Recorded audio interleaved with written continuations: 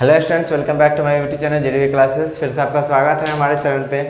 हमारे चैनल पे आप अगर नए हैं तो हमारे चैनल को सब्सक्राइब कर दीजिएगा और बेल आइकन को क्लिक कर दीजिएगा ताकि हमारा सारा वीडियो आपके पास पहुंच सके।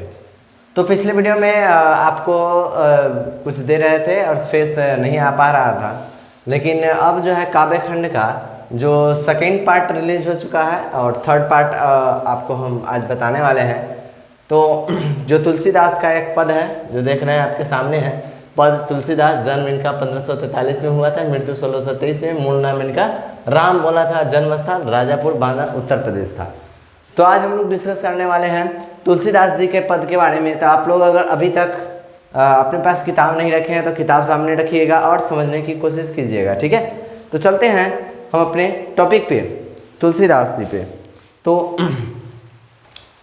आप अपने पास ये किताब जरूर ही रखिएगा। तो तुलसीदास जी के बारे में चलिए पहले जानते हैं। तो तुलसीदास जी का जन्म है 1543 में हुआ था, अभी लिखा हुआ भी है। इनके माता और पिता का नाम था हुलसी एवं आत्माराम दुबे। इनकी पत्नी रतनावली से विवाह हुआ था, लेकिन कुछ दिन के बाद ही ये वैराग्य हो गए, यानी कि साधु संत हो गए, ठीक है।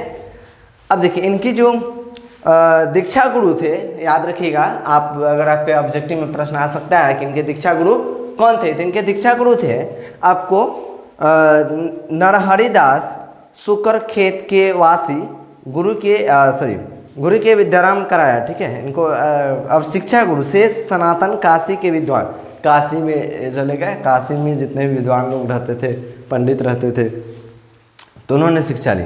अस्थायी निवासी, यानी कि सबसे ज़्यादा ये जो रहे हैं वहाँ इनका जो है वह काशी ही है, इसलिए ज़्यादा इनका जो है भक्ति रूप में ही इनका जीवन बीता है, ठीक है। तो ये है। अब है इनके इस पद के बारे में जानते हैं, पद में क्या कहते हैं, ठीक है। तो पद में है, सबसे पहला पद इनका है कि पद में कहते हैं, आपको ध्यान से देखिएगा, कबहूँ अम्ब अवसर पाई मेरो सदी धाइब कछु करुण कथा कलाई। अब कह रहे हैं कि हे माता, कभी अवसर तो कुछ करुणा की बात छोड़ करके श्री रामचंद्र को मेरी भी बात याद दिला देना।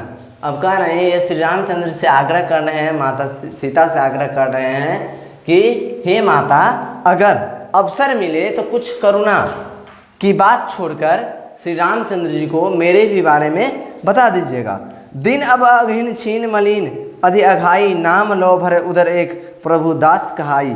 अब कह रहे यो जो कहना कि अत्यंत दीन, संवर्धन हीन, मनहीन, दुर्बल और पूरा पापी मनुष्य आपकी दासी यानी कि तुलसीदास का दास कहलाकर और आपका नाम लेकर पेट भरता है। यानी कि हे माता, आप हमें कह देना कि एक जो आपका दास है वह सिर्फ आपका नाम ले करके पेट भरता है, यही बात हमारे श्री रामचंद्र जी को बता देना। अब कह रहे हैं आगे देखिए, सुनत राम कृपालु के दास बुझे सोए कौन कभी नाम दास जनाई, सुनत राम कृपालु के मेरी बिगड़ई बनी जाई। अब कह रहे हैं इस पर प्रभु कृपा करके पूछे कि वह कौन है, तो मेरा नाम और मेरी दशा उन्हें बता देना। कृपालु रामचंद्र की इतना सुन लेने से ही मेरी सारी बिगड़ी बात बन जाएगी।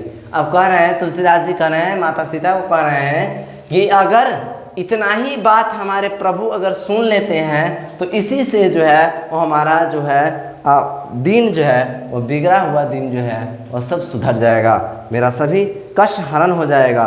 करे जानकी जगत जननी, जन के किए बचन सहाई, तरह तुलसीदास भव तव नाथ गुनगुन गाई। अब कह रहे हैं कि हे जगजननी, जानकी जी, सीता जी, माता सीता को बोल रहे हैं, यदि इस दास की आपके इस प्रकार वचनों से ही सहायता कर दी तो यह तुलसीदास आपके स्वामी की गुणावली गाकर भव सागर से तर हो जाएगा। अब कह रहे हे जगजननी माता, हे सीते माता, अगर आप इस बात को हमारे श्री रामचंद्र जी के पास पहुंचा देंगे तो इसी बात से ही मैं उनके भव सागर में, उसकी भावना में, उनके पूजा में हम लीन हो जाएंगे और उनका नाम लेकर ही हमारा जीवन जो है वह बीत जाएगा। अब देखिए ये था पहला पद। अब चलते हैं दूसरा पद में। दूसरा पद में क्या कह रहे हैं? दूसरा पद में कह रहे हैं, द्वार हो भोर ही को आजू रटत रटत रीढ़ा आरी और न कौर ही तो काजू। अरे हे भगवान, आज सवेरे से ही मैं आपके दरवाजे पर बैठा हूँ, रे रे करके रट रहा हूँ, गिरगिरा करके मांग रहा हूँ, मुझे और कुछ नहीं चाहिए। अब कह रहे हैं कि हे प्रभु, मैं आपके दरवाजे पे रे रे करके रट रहा हूँ, राम राम करके रट रहा हूँ, और मुझे कुछ नहीं चाहिए। ठीक है, बस एक कौर टुकड़े से ही काम बन जाएगा, यानी कि एक छोटी सी दृष्टि जो है हमारे ऊपर रख दीजिएगा, हमारा काम उसी से बन जाएगा। अब देखिए, कली कराल दुकाल दारुन सब कुंभाती कुसाजू, नीच जन मन ऊंच जैसा कोड में कि खाजू। अब कह रहे हैं कि जरा से कृपा दृष्टि से पूर्ण काम हो जाएगा, यानी कि थोड़ा सा ही कृपा दृष्टि अगर उन पे बनाए रहे तो उनका काम जो है वह हो जाएगा। और यदि आप कहें कि उद्यम क्यों नहीं करता, गिरगिरा कर भी क्यों मांगता है, तो इसका उत्तर यही होगा, इस कलयुग में उत्तम साधनकारी उद्यम का बड़ा ही दारुण दुर्भिक्ष है। यानी कि जितने उद्यम और उपाय साधन ही बूढ़े हैं, कोई निर्वहन पूरा नहीं होता। इससे आपसे भीख मांगना मैंने उचित समझा, यानी कि मैं भीख मांग रहा हूँ कि मुझे जो है यह आप एक दर्शन, एक कृपा दृष्टि जो है हम पे बनाए रखें। अब कह रहे हैं कि और उनका मन ऊंचा चाहते हैं, सच्चा सुख मिले, परंतु सच्चा मोक्ष सुख बिना भगवत कृपा हुए मिले नहीं। जैसे कि कोंट की खाद से खुजलाते समय सुख मिलता है, पर पीछे मवाद निकल पर जलन पैदा होती है, उसी के समान इंद्रिय के साथ विषय का संयोग होने पर आराम में सुख मिलता है, परंतु परिणाम भी महादुखद होता है। अब कह रहे हैं कि जैसे कि कोंड खाया खुजली जब होता है तो उसको खुजलाने पर उसका आनंद मिलता है, लेकिन बाद में क्या होता है, मवाद बन जाता है। उसी तरह से हमारा जो शरीर का अंग है उसका अगर हम संयोग करते हैं तो वह एक न एक दिन मवाद बन जाता है। इसलिए मुझे आपकी कृपा दृष्टि चाहिए, दया दृष्टि चाहिए। अब कह रहे हैं हरे हिये में सदैव बुझयो, जाई साधु समाजू, मोही कहूँ कथु को, तीन कहे कौशल राजू। अब कह रहे हैं कि इसलिए विषय केवल दुखदाई है, इस बात को समझ करके मैंने किसी भी उद्यम को मन नहीं लगाया। मैंने हृदय में रह डरकर कृपालु संत समाज से पूछा कि कहिए मुझ सरीखे उद्यमी को कोई शरण मिलेगा। संतों ने एक स्वर में ही उत्तर दिया कि कौशलपति महाराज श्री रामचंद्र ही ऐसे को शरण में रख सकते हैं। यानी कि मैंने सभी संतों से पूछा कि हे साधु, हे संत, इसका निवारण क्या है। सभी ने मुझे यही कहा कि इसका एक ही निवारण है और आपको एक ही व्यक्ति है जो आपको शरण में रख सकते हैं, वे हैं श्री रामचंद्र जी जो कौशलपति हैं। ठीक है, कौशलपति है, सॉरी कौशलपति है। अब कह रहे हैं आगे देखिए, दीनता दारिद्र दलों की कृपाल बरधि बाजू, दानी दशरथ राय के तू बानैत सिरताजू।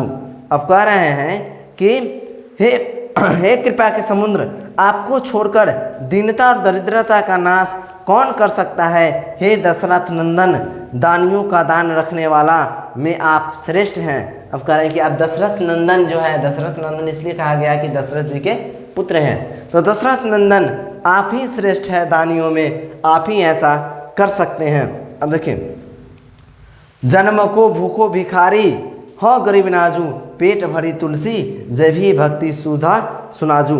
अब कह रहे हैं कि हे गरीब निवाज, मैं जन्म का भूखा भिखमंगा हूँ, बस इस तुलसी की भक्ति रूपी अमृत को समान समुद्र भोजन पेट भर खिला दीजिए, अर्थात अपने चरणों में ऐसी भक्ति दीजिए कि फिर दूसरी कोई कामना न रह जाए। तुलसीदास जी जो है वो भक्ति के रूप के लिए बेचैन है और वह भक्ति चाहते हैं किससे, तो श्री रामचंद्र जी से, और इसी के लिए वे अपने दया दृष्टि को बनाए रखने के लिए कहते हैं। और इस तरह से उनका सेकेंड पद भी ख़त्म हो गया। तो यह आपका था दूसरा पद, और फिर से आपके लिए नेक्स्ट काव्य खंड लेकर के आएंगे। तो और हमारा वीडियो कैसा लगा हमें लाइक करके कमेंट करके ज़रूर बता दीजिएगा, और अच्छा लगे तो शेयर और सब्सक्राइब ज़रूर कर दीजिएगा। तो फिर से आपसे मिलते हैं नेक्स्ट वीडियो में और नेक्स्ट काव्य खंड के साथ, फिर अच्छे एक्सप्लेनेशन के साथ। तो घर पे रहिए, सेफ रहिए और सुरक्षित रहिए। अपने आप को सुरक्षित रहने की कोशिश कीजिए। और वैक्सीन चालू हो गया है तो आप वैक्सीन लगवा लीजिए। कोई ऐसा गलतफहमी नहीं है कि वैक्सीन लगने से लोग की मृत्यु हो जाती है, लोग ऐसा गलत सोचते हैं। वैक्सीन लेने में कोई बुराई नहीं है, वो आपको इम्यूनिटी पावर को स्ट्रॉन्ग करता है, जिससे आपको कोरोना से बचाव होगा। तो इस तरह से आप उससे डरिए नहीं और लोगों को भी समझाइए। तो फिर से मिलते हैं नेक्स्ट वीडियो में। जय हिंद।